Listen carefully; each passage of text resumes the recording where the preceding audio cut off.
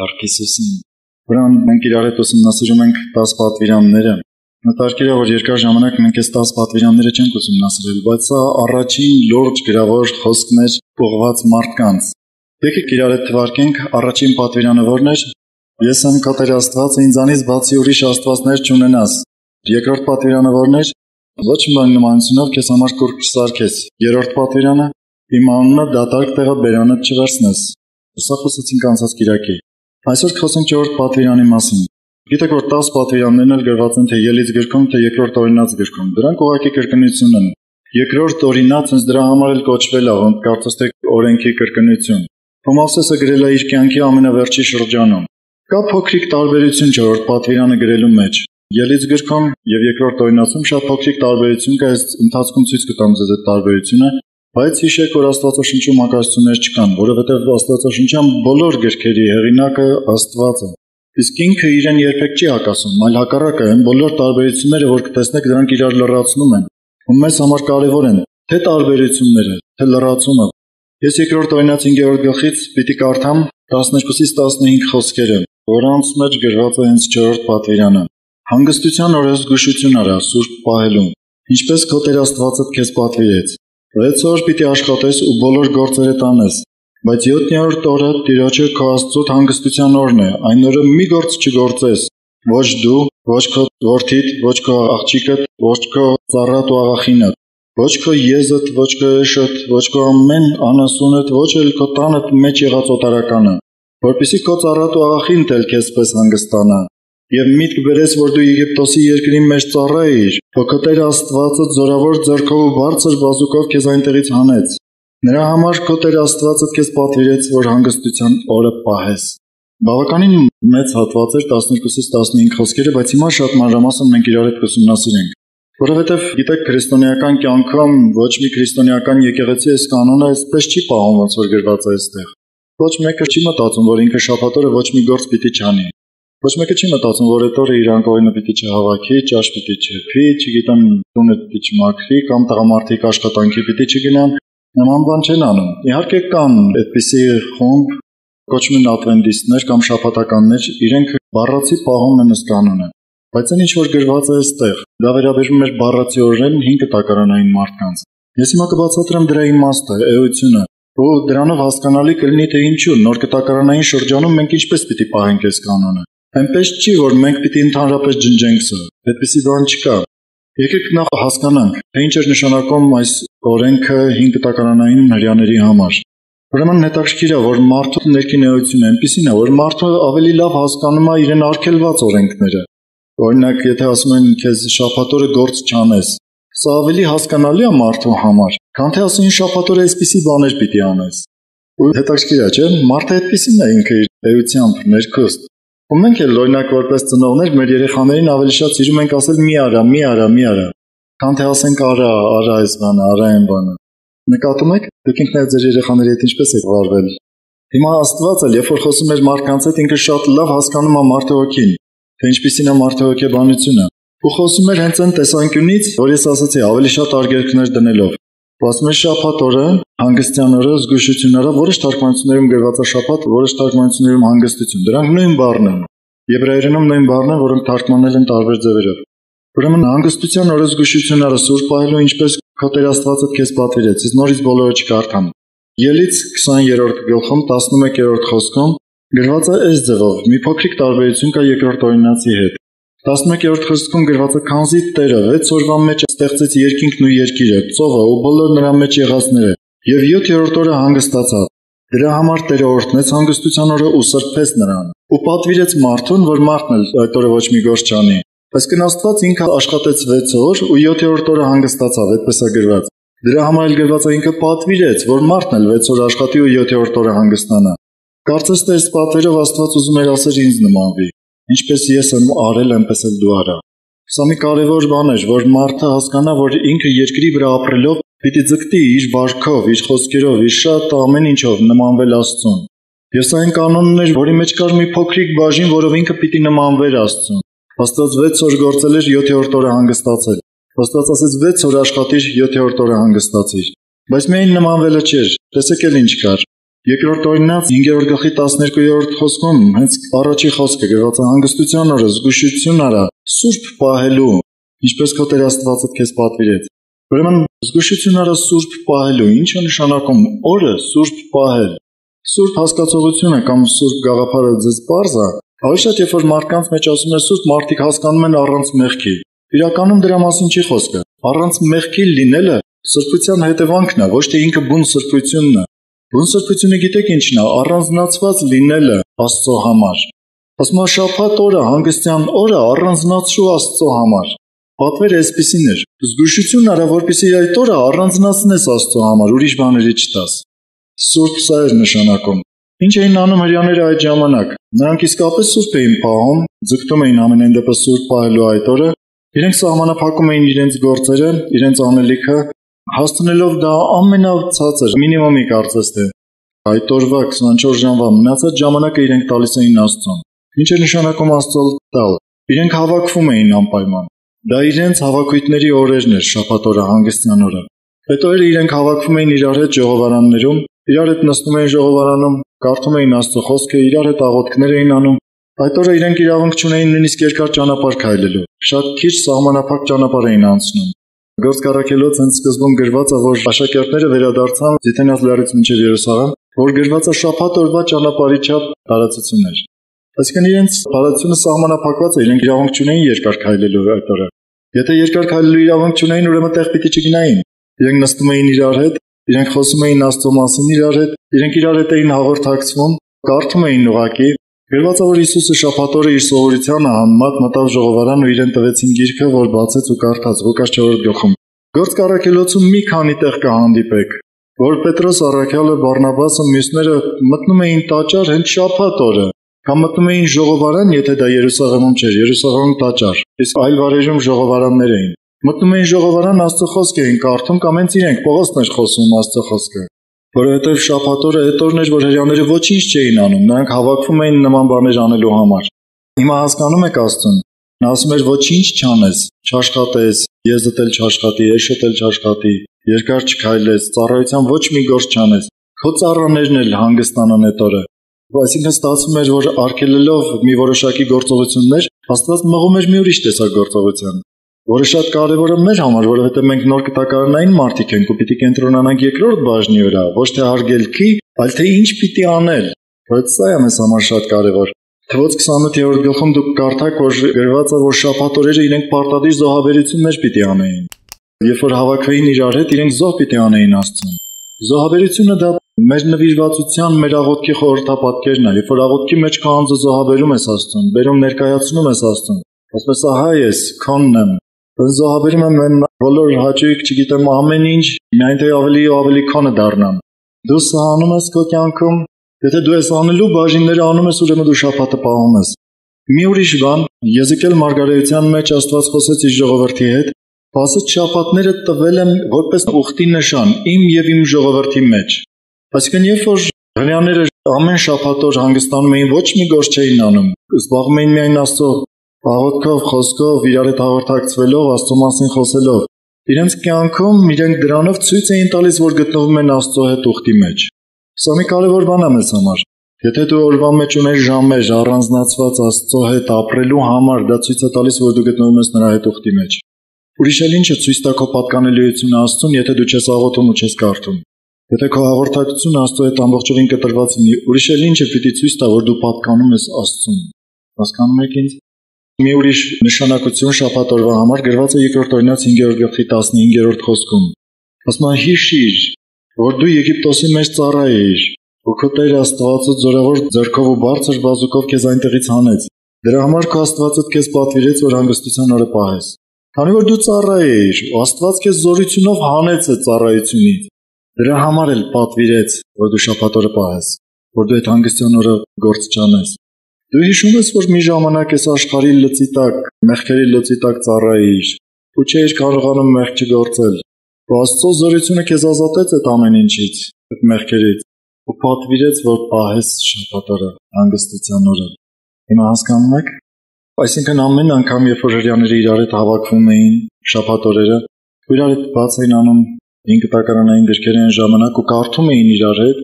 Նաև հիշում էին իրար հետ զրույցների մեջ, որ իրենք ինչպես Եգիպտոսում գերին, Աստված ինչ զորություն օգտագործեց իրենց դուրս հանելու համար Եգիպտոսից։ Չէ՞ որ դրա մեջ Աստծո փառքն էր, Աստծո զորության երևալն էր։ Մի կարևոր նշանակություն էլ կա, դա գրված է արդեն 14-րդ խոսքում։ Բայց 7-րդ օրը Տիրոջ քո Աստծոտ հանգստության օրն է։ Այն օրը մի գործ չգործես, ոչ դու, ոչ քո որդիդ, ոչ քո աղջիկդ, ոչ քո ծառատ, աղախինդ, ոչ քո եզուտ ու էշդ, ոչ քո ամեն անասունդ, ոչ էլ քո տանը մեջ եղած օտարականը, որպեսզի քո ծառատ ու աղախինդ էլ քեզպես հանգստանան։ Ուրեմն խոսքը ասում է, որ ոչ մի գործ չգործես ոչ դու, ոչ քո ունեցած կենդանիները, ոչ քո ծառաները, որպեսզի իրենք էլ հանգստանան։ Սա խոսում է զուտ ֆիզիկական հանգստի մասին։ Աստված մարմինը մարդու ստեղծել է այդպեսին, որ նա կարա 6 օր աշխատի, բայց 7-րդ օրը պիտի հանգստանա ամբողջովին, որպեսզի այդ 6 օրվա աշխատածը նորից վերադարձնի իրեն։ Այդ 6 օրվա աշխատածը, ծախսածը կարծես նորից վերադարձնելու համար։ Եվ սա ոչ միայն մարդու մարմնի համար, ասում է կենդանիների համար, անասունների համար։ Մի ուրիշ տեղ դուք կարդաք նաև հողի համար, դաշտի համար է գրված։ 6 տարի կցանես ու կհանձես, 7-րդ տարին էլ չցանես, չհանձես, թող այդպես մնա։ Այսինքն 7-րդ տարին այդ հողը կարծես կհանգստանա, ինքը նորից ուժ կգտնի իր մեջ։ Գիտնականները գիտեք շատ են աշխատում ինչպես անել, որ հողի բերքատվությունը շատացնեն։ Եվ իրենք հայտնաբերել են, որ լավագույն միջոցը դա աստվածաշնչյան միջոցն է, երբ որ 7 տարին մի անգամ հողը թողնում են հանգստանալու։ Եվ որպեսզի չլինի, որ 7-րդ տարին, որ հողը թողնում են հանգստանալու,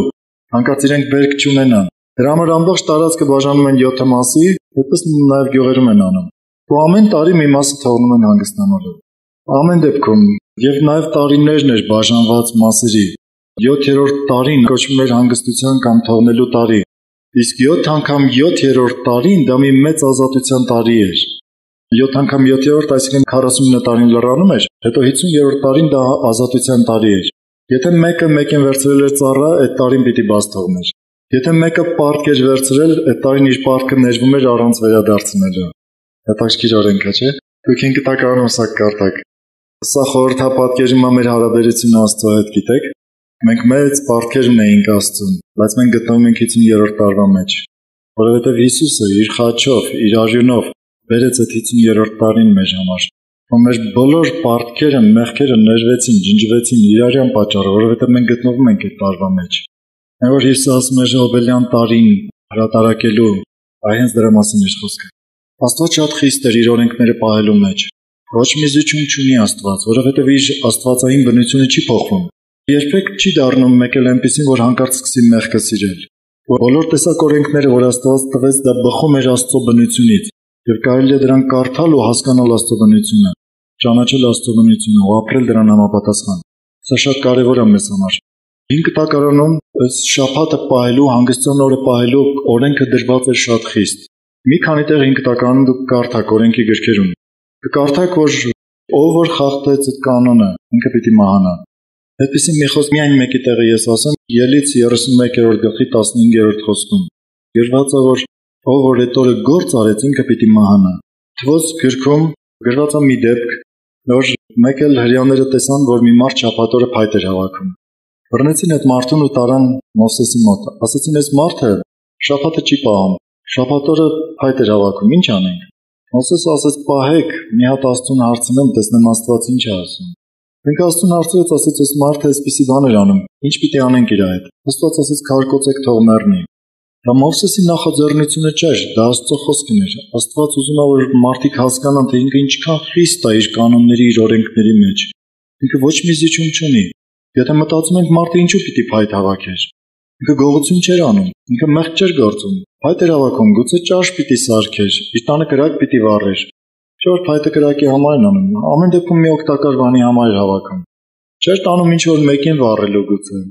Բայց մեկը Աստված իր կանոնները չխախտեց, հաշվի չառավ, որ այդ մարդը բարի բանի համար։ Ասաց, ես օրենք եմ դրել, որ այդ օրենքը պիտի չխախտվի, ուրեմն պիտի չխախտվի։ Ասել են, որ խախտողը պիտի մեռնի, ուրեմն պիտի մեռնի։ Պատկերացնում եք Աստծո խստությունը։ Սա հատուկ եմ խոսում, որ դուք իմանաք, որ Աստծո բոլոր կանոններն են այսպիսին։ Դուք այսօր կարող եք շաբաթը չպահել, բայց դրա պատճառով դուք մահ ձեռք կբերեք։ Ու ոչ թե դա Աստված կանի ձեր կյանքում այդ մահը, այլ դուք ձեր արածի հետևանքով։ Մի քիչ հետո կխոսեմ նոր կտակարանային շաբաթը պահելը ինչ է նշանակում։ Դուք տեսնեք, որ դրա ամեն մի կետը չպահելը ձեր կյանքում մահն է գործելու։ Եթե դուք իսկապես ճանաչում եք Աստծուն, դուք այդ հոգևոր մահվան ազդեցությունը կտեսնեք ձեր կյանքում։ բայց Աստված խիստ էր նաև հակառակի մեջ։ Եթե դու պահում ես շաբաթը, ինքը մեծ օրհնություններ էր խոստացել։ Կարդացել եք Եսայի մարգարեությունը 58-րդ գլխում խոսում է ծոմի մասին բավականին երկար։ Վերջի երկու խոսքը նվիրված է շաբաթին։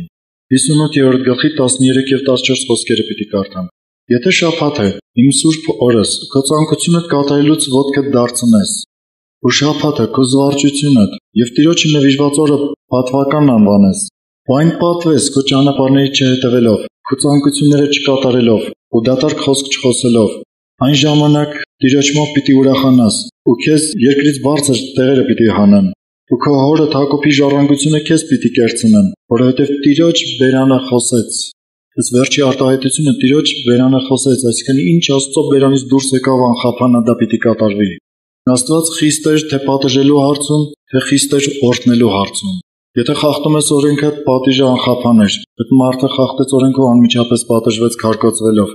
Աստված խոստանում է նաև հակառակը, որ եթե պահես շաբաթը, քո վրա օրհնություններ պիտի գան։ Մի քիչ հետո նորից կանդրադառնամ այս խոսքին։ Դրա համար Աստծո խստությունը ճանաչելով, բնականաբար մարդը ուզում է, որ պահի ու օրհնությունները ժառանգի։ Այս խստությունը նաև մեզ վստահություն է առաջացնում։ Այնպես չի լինի, որ դու Աստծո կանոնները պահես ու հանկարծ քո կյանքում օրհնություն չլինի։ Երբեք այսպես չմտածես։ Սա հաստատ կլինի քո կյանքում այդ օրհնությունները, եթե դու իսկապես պահես, վստահ եղիր, թող քո հավատքը չտատանվի երբեք դրանից։ Ուզում եմ խոսել նոր կտակարանային շաբաթի մասին։ Եթե ուզում եք ինձ հետ բացառեք Հռոմեացիների թուղթը 14-րդ գլուխը։ Շատ հետաքրքիր հատված է։ Առիթ ունեցել եք երբևէ խոսելու շաբաթը պահող մարդկանց հետ։ Հետաքրքիր բաներ կտեսնեք։ Իրենք պնդում են, որ այդ օրը իսկապես պիտի չաշխատել, որ դա կապված է հենց շաբաթի հետ։ Բայց ասեմ դա բոլորովին կապված չի շաբաթի հետ։ Ես պիտի կարդամ Հռոմեացիների 14-րդ գլխի 5-րդ խոսքը։ Մեկը մի օրը ուրիշներից ավելին է համարում։ Մեկն էլ բոլոր օրերը հավասար է համարում։ Թող ամեն մարդ իր միտքը հաճեցնի։ Շատ հետաքրքիր խոսք է, չէ՞։ Ասում եմ, մեկը մտածում է, որ մի օրը ավել արժի, քան թե մյուս օրերը։ Մեկն էլ մտածում է, որ բոլոր օրերը հավասար են։ Դա ասում է, թող ամեն մարդ իր միտքը հաճեցնի։ Այսինքն կարծես թե դրանք կարևորել չեն։ Ուզում եմ մի օրը ավել համարել, թող այդպես համարի։ Այն մյուսը բոլոր օրերը հավասար է համարում, թող այդպես համարի։ Դրանք բոլորովին կարևոր չեն։ Սա կարևոր է մեզ համար, որովհետև սա արդեն նոր կտակարանն է խոսում։ Բայց տեսեք ինչ էին անում հрьяաները այդ ժամանակ։ Իրենք սուրբ էին պահում օրը, այսինքն այդ օրը իրենք տալիս էին Աստծուն։ Գիտեք, նոր կտակարանում չի խոսում, որ մենք ինչ որ որոշակի մի օր պիտի տանք Աստծուն, բայց նոր կտակարանը շատ է խոսում, որ մենք ժամանակ պիտի տանք Աստծուն։ Սա նրա մասին չի, գիտես, որ դու գործ կանես ու այդ գործը անելու ժամանակ կասես փառք ես Տեր, շնորհակալ եմ, որ դու ինձ հետ ես գործի մեջ օրհնեցիր, գործը չգիտեմ էլի ինչ էր։ Որ դու հաց կուտես ու ուտելու ժամանակ ասես շնորհակալ եմ ես կերակուրի համար, չգիտեմ, այս սրա մասին չի խոսքը։ Նրա մասին է, որ դու կառանձնացնես այդ ժամանակ Աստծո համար։ Դու առանձնացնում ես ժամանակ Աստծո համար։ Քո կյանքը պիտի լինի կարգավորված։ Եթե դու իսկապես ուզում ես շաբաթի օրենքը պահել, դու պիտի ժամանակ ունենաս առանձնացրած Աստծո համար։ Ինչպես հինում, այդպես էլ նորում։ Չի լինելու այդ ժամանակը շաբաթվա մի օրը։ Կարող լինի շաբաթվա որևէ օր, կարող լինի շաբաթվա օրերի ինչ որ ժամեր, կարող լինի ամսվա մեջ մի օր կամ մի քանի օր, կարող լինի տարվա մեջ ինչ որ ավելի շատ օրեր։ Գիտեք ինչի համար եմ սա ասում։ Դու ամեն օր պիտի ժամ ունենաս Աստծո հետ անցկացնելու։ Ինչ որ ժամ, որը սուրբ է քո համար, որը առանձնացված Աստծո համար։ Դրա մեջ չի խառնվում քո մարմնավոր գործերը ու հոգևոր գործերը իրար հետ։ Այս սա է շաբաթ պահելը։ Երբ որ դու օր կունենաս, որի ժամանակ ծոմ կվերցնես, ծոմը գիտեք ինչ է։ Երբ որ դու մի ժամ փակում ես դուռը, միտքդ կտրում ես այս աշխարհից ու ոչ մի բանի մասին աշխատում ես չմտածել, ջնջել ամեն ինչ քո կյանքում, մտածել միայն Աստծո խոսքի ու Աստծո մասին։ Այս մի ժամը դու սրբացնում ես, կարծես թե նվիրում ես միայն Աստծուն։ Երբ որ դու մի ամբողջ օր այդպես կանես, հա կդառնա ծոմ։ Ծոմը մի բան չի, որ մարդիկ չեն ուտում, չեն խմում, նստում են հրստացույց են նայում։ Սա կարելի է անվանել հացադուլ, կարելի է անվանել, չգիտեմ, գալադովկա, դիետա, հիմա սա մոդայի մեջ է դիետան, բայց երբ որ դու այդ օրը առանձնացնում ես Աստծո համար, ինքը դառնում է ծոմ։ Այսինքն ծոմը ինքը ավելի շատ չանելը չի, ավելի շատ անելն է։ Երբ որ դու ծոմ ես վերցնում, ինչ ես անում։ Շատ ժամանակ մարդկանց հարցնում եմ ծոմ ես վերցնում, ինչ ես անում։ Ասում եմ չեմ ուտում, չեմ խմում։ Ասում եմ ես չեմ ասում ինչ չես անում, ինչ ես անում։ Դու պիտի բացես Աստծո խոսքը, դու պիտի փակվես միտեղ, որտեղ քեզ ոչ ոք չի խանգարի, անջատես հեռախոս, հեռուստացույց, ռադիո, չգիտեմ ինչ ինֆորմացիայի միջոցներ կան, բոլորը դնես մի կողմ։ Քո ինֆորմացիայի միակ աղբյուրները պիտի լինեն Աստվածո շունչը, քո անձնական հաղորդակցությունը Աստծո հետ։ Այսա կդառնա ծոմ։ նվիրվածությունը, այդ առանձնացվածությունը այնքան ուժեղ պիտի լինի դեպի Աստված, որ ուտելը տել չգա։ Այս է ծոմը։ Հասկանում եք։ Երբ որ դու ունես օրվա մեջ ժամ, որը սրբացրել ես Աստծո համար, դու այդ շաբաթը պահում ես։ Երբ որ դու ունես շաբաթվա մեջ օր, որը ծոմ ես վերցնում, կարևոր չի դա որ օրը կլինի, որի ժամանակ դու անպայման մասնակցում ես հավաքույթների, այդ ժամերը սրբացրել ես, օրինակ այսօր դուք եկել եք այստեղ, դուք այս 2 ժամը սրբացրել եք Աստծո համար։ Հիմա մտքով էլ մի հեռացեք, մտքով էլ տրվեք, որովհետև մարդիկ կարող է ֆիզիկապես ներկա լինեն, բայց մտքերով իրենց հոգսերի, իրենց դժվարությունների մեջ լինեն, ինչ որ աշխարհային բաների մեջ։ Նաև դրա կարիքը կա, որ դուք ամբողջովին տրվեք։ Այսա է լինում սրբացնել, սա լինում է շաբաթը պահել։ Եթե մարդը իր կյանքում կորցնում է այս ժամանակի սրբացման պահը, այսինքն ոչ մի ժամանակ ինքը չի ունենում Աստծուն տալու, բնականաբար ինքը ձեռք է բերում հոգևոր մահ։ Հիմա հասկանում եք, որ այն մահը, որ Աստված ասեց քարկոծեք այդ մարդուն, մեր կյանքում ուրիշ ձևով է տեղի ունենում։ Մենք ուղղակի կորցնում ենք Աստծո ներկայությունը, իր խոսքը, որովհետև մենք ժամանակ չենք տալիս իր հետ լինելուն։ Այսա է ներգործում հոգևոր մահը։ Նոր կտակարանը խոսում է նրա մասին, որ առաքյալները Հիսուսը ոչ միայն ժամանակ էին տալիս Աստծո ներկայությանը, այլ ավելին, կարծես թե դա իրենց կյանքում դարձել էր սովորություն։ Հիսուսի համար կարդացել եք, իր սովորության համեմատ մտավ ժողովարան ու գիրքը տվեցին, որ կարդա։ Որն էր սովորությունը։ Իր համար արդեն սովորություն էր։ Ընդհանրապես սովորությունները առաջանում են այն դեպքում, երբ որ մարդը իրեն ստիպում է ինչ-որ մի ժամանակ սիստեմատիկ նույն բանը կրկնել։ Քո համար դա դառնում է սովորություն։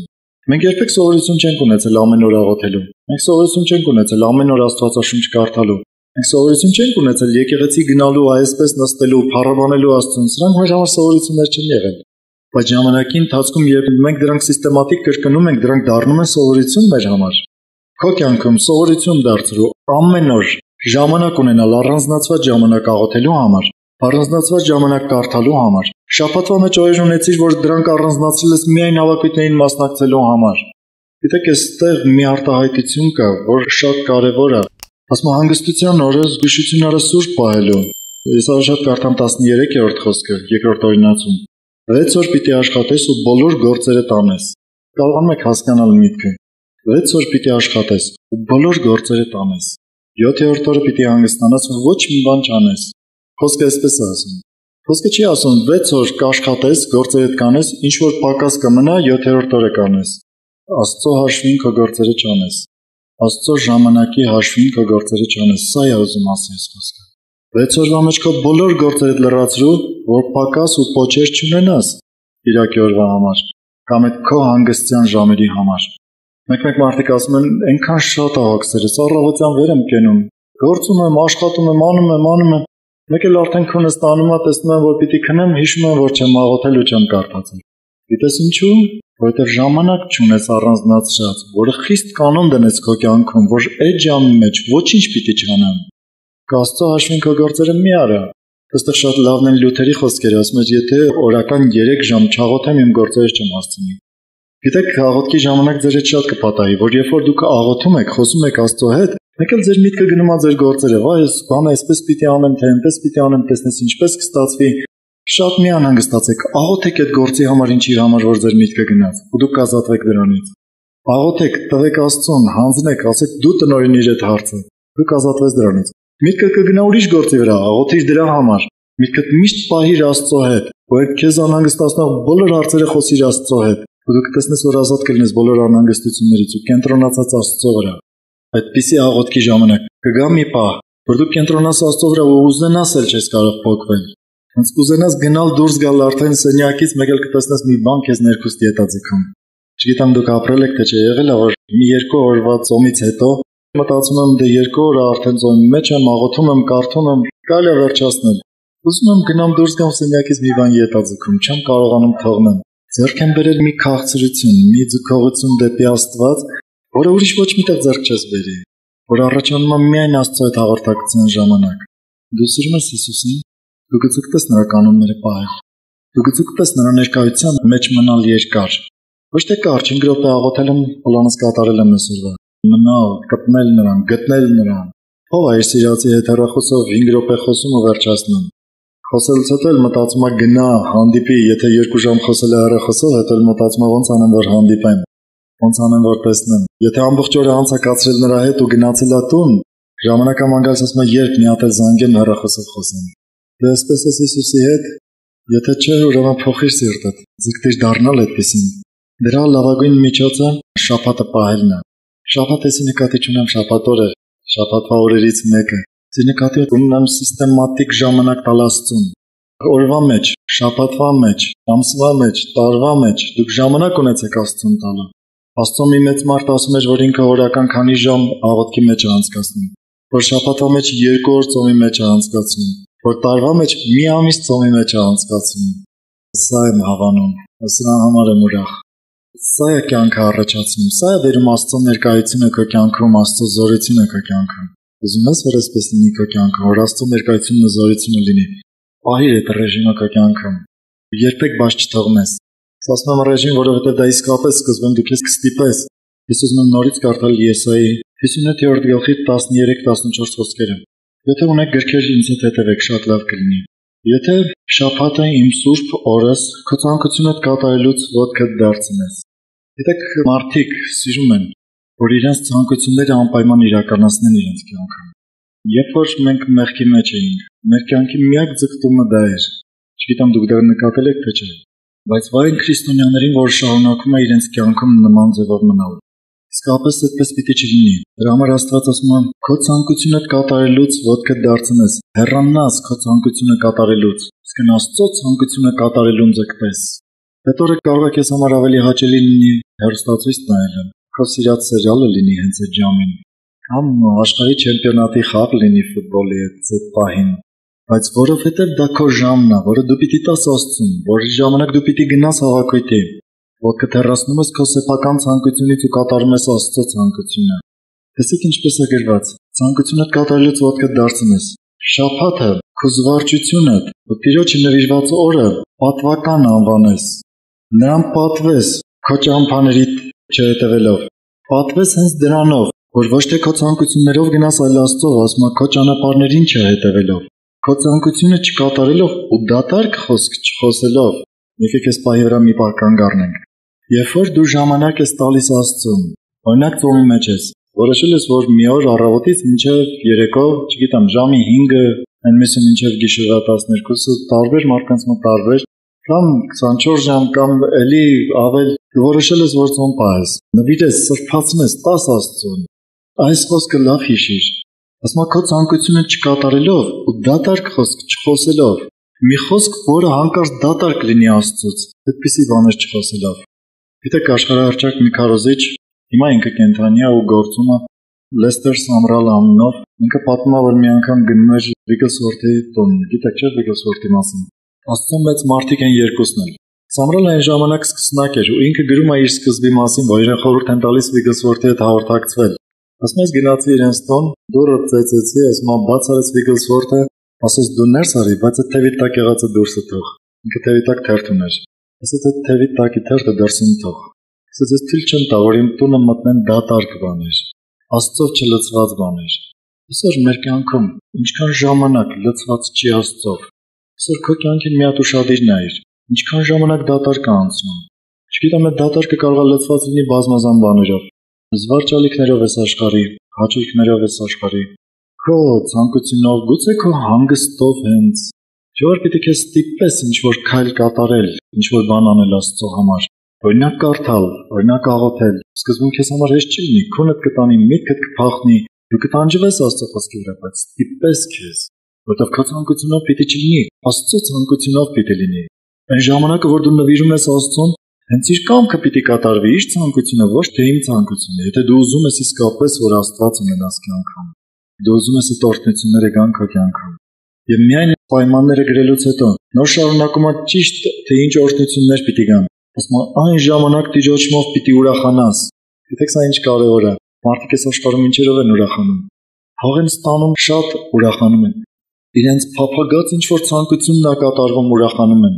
Ինչ որ մեկից մի հատ դրական ժպիտ կամ չգիտեմ խոսք են լսում, ուրախանում են։ Ասում է դու Տիրոջով պիտի ուրախանաս։ Այնքան եմ սիրում Ամբակում Մարգարեի այդ Մարգարեության ամենավերջի խոսքերը։ Ասում է եթե արտերը բերք չտան, եթե ոչ մի անասուն չունենամ, ես իմ բառերով եմ ասում, դուք կարդաք։ Մարգարեության ամենավերջի խոսքերն են։ Ասում է ես Տիրոջով պիտի ցնծամ ու ուրախանամ։ Ասում եմ, եթե ոչ մի բան այս աշխարհի վրա ոնց որ ինձ չուրախացնի, ես մեկը Տիրոջ մոտ պիտի ցնցամ ու ուրախանամ։ Գիտեք որ աստվածային ուրախությունը կախված չի այս երկրի վրա կատարվող դեպքերից, կախված է քո եւ Աստծո հարաբերությունից։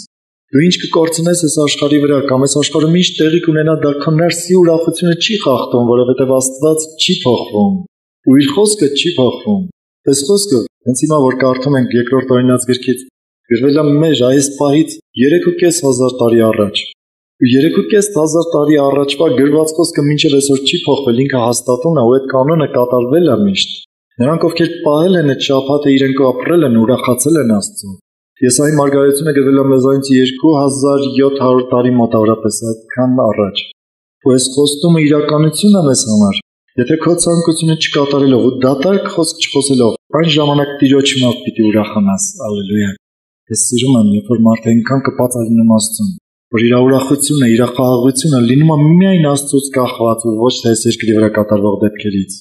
Երբ որ դու կախված ես լինում այս երկրի վրա կատարվող դեպքերից, քո ուրախությունը լինում է տատանվող, քո խաղաղությունը լինում է տատանվող։ Մի օր խաղաղ ես լինում, երբ որ դեպքերը դրական են լինում քո համար, մի օր անխաղաղ ես լինում, որովհետև դեպքերը սպառնում են քեզ։ Մի օր ուրախ ես լինում, որովհետև դեպքերը լավն են, մյուս օրը տխուր ես լինում, որովհետև դեպքերը անհանգստացրել են քեզ։ Երբ որ դու կախված ես լինում Աստծուց, ոչ մի բան քեզ չի խախտում։ Դու հաստատուն ես լինում ոնց որ ժայռի վրա կանգնած։ Հասկանում եք, այն ինչ որ խոսում եմ, դու երբևէ ապրել ես քո մեջ։ Եթե չես ապրել, ես հասկանում եմ, որ կձանձրանաս։ Բայց եթե ապրել ես, կամ ուզում ես նոր ապրել, եթե չձանձրանաս, դու պիտի ջանք անես։ Պատերազմ այս մարմնի դեմ, ներսում եղած մարմնավորի դեմ, դուրս արի դրա դեմ պատերազմելու։ Ասում եմ քեզ երկրի բարձր տեղերը պիտի հանեմ։ Քո հորդ Հակոբի վրա ժառանգությունը քեզ պիտի կերցնեմ, քանզի Տիրոջ բերանը խոսեց, այսինքն Տերը խոստացավ, հաստատ պիտի կատարվի։ Ալելույա։ Գիտեք, Աստծո խստությունը պահպանվում է նաև Նոր Կտակարանում։ Աստծո խստությունը թե օրհնության, թե պատժի բաժնում։ Աստված Նոր Կտակարանում էլ այդպես չի պատժում շաբաթի համար։ Դու ինքդ ես պատժվում, երբ բաց ես թողնում Աստծո խոստն ու աղոթքը։ Երբ բաց ես թողնում ժամանակը Աստծուն տալը, ինքդ քեզ պատժում ես ուղղակի։ Որովհետև դու կտրվում ես Աստծո ներկայությունից, Աստծուց ես կտրվում։ Բայց երբ որ դու տալիս ես այդ ժամանակը հակառակը, ուրախությունը, խաղաղությունը, կյանքը աստվածային գալիս է քո մեջ ու բարձրանում է քո մեջ, ու քեզ ապրեցնում է։ Որն ես ուզում ասել։ Եթե քո կյանքում չկա այդ կարգապահությունը օրվա ժամերից, շաբաթվա օրերից, ամսվա օրերից, տարվա մեջ Աստծուն տալու, դու ինչ ես մտածում, հետո ինչպես պիտի ապրես։ Չէ՞ որ Աստված է տվել մեզ այդ ժամանակը ապրելու։ Ինքն է որոշել, թե մեզանից ամեն մեկը քանի տարի պիտի ապրենք։ Գիտեք, ոչ մեկը երկինք չի գնում նրանով, որ ինքը աղոթում ասում է Տեր ինձ վերցրու։ Ուզում եմ մեռնեմ։ Դու իրավունք չունես քո կյանքի վրա, դա քեզ չի պատկանում։ Դու քո կյանքը տվել ես Հիսուսին, ուրեմն ինքը պիտի տնօրինի։ Ինչքան ուզենաք ապրեցնի այս աշխարհում։ Որտեղ որ ուզենաք կկտրի քո կյանքի թելը։ Քո Տերն է ինքը, քո կյանքի Տերն է թե չէ։ Հաշտ ես իր հետ, եթե թողի 100 տարի, 1000 տարի ապրելու երկրի վրա, կհաշտվես իր հետ, թե կկռվես։ Իսկ եթե շատ շուտ ուզենաք, որ կյանքի թելը կտրվի, դու կհաշտվես իր հետ, չես բողոքի իր դեմ։ Եթե քո կյանքի Տերն է ինքը, ուրեմն թող ինքն էլ տնօրինի։ Բայց վերջը պիտի հարցնի, չէ՞ որ քեզ ժամանակ էի տվել երկրի վրա ապրելու։ Այդքանից ինչքան է ինձ հետ ապրեցիր։ Քո կյանքի ամբողջ ժամանակից ինչքան է ինձ հետ ապրեցիր։ Դուք երբևէ հաշվել եք, մարդը քնում է իր կյանքի մոտ 1/3-ը։ Պատկերացնում եք դա ինչ թիվ է։ Եթե մարդը ապրի 60 տարի, ինքը 20-ը քնած է անցկացնում։ Որովհետև օրվա 24 ժամից 8-ը քնած է անցկացնում, չէ՞։ Ահավոր մի թիվ է։ Ինչքանն է ինքը անցկացնում ուտելու վրա։ Ես մի անգամ ես բոլորը հաշվել էի։ Ինչքանն է անցկացնում հեռուստացույցի առջև։ Ձեզ հարց եմ տալիս, ինչքանն եք անցկացնում Աստծո հետ, Աստծո ներկայության մեջ։ Ինչքան ժամանակ ես անցկացնում Աստվածաշունչը կարդալով, ինչքան ժամանակ ես անցկացնում աղոթքի մեջ, ժամանակիցդ ինչքան ես անցկացնում ծառայության մեջ, մարդկանց բարիք գործելու համար, միտեղ որ դու կգնաս հատուկ Աստծո անունով բարիք գործելու ինչքան ժամանակ ես տալիս դրան։ Սրանք են, որ երկնքում քեզ համար պարծանք պիտի լինեն։ Երբեք քեզ համար պարծանք չի լինելու մարմնավոր այս աշխարհի աշխատածը, գործածը։ Դրանք պետք են, անհրաժեշտ են այս աշխարհում ապրելու համար։ Բայց եթե դրա կողքին դու չունես Աստծուն տրված ժամանակը, դրանք դառնում են դատարկ ու անիմաստ։ Դու ինչքան էլ որ խոսես մարդկանց հետ բազմազան բաներից, հետևին ինչքան են քո խոսքերը դատարկ ու ինչքան են լցված Աստծով։ Սրանք կարևոր են, գիտես ինչու, որովհետև հետո Աստծո առջև պիտի կանգնես։